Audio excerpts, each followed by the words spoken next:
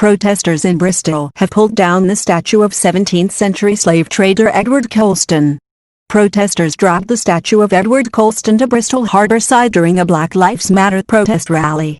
Colston is believed to have transported over 80,000 people from West Africa. The statue, which has been in place since 1895, had been the subject of a petition to remove it due to his role as a slave trader.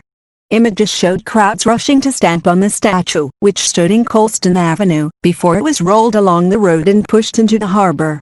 Officers have launched an investigation to identify a small group of people who clearly committed an act of criminal damage in pulling down a statue of slave trader Edward Colston in Bristol, Avon and Somerset. Police Superintendent Andy Bennett said. Protester John McAllister, 71, tore down black bin bags used to hide the statue to denounce it in front of fellow protesters. He said, "It says erected by the citizens of Bristol, as a memorial to one of the most virtuous and wise sons of this city. The man was a slave trader. He was generous to Bristol, but it was off the back of slavery, and it's absolutely despicable.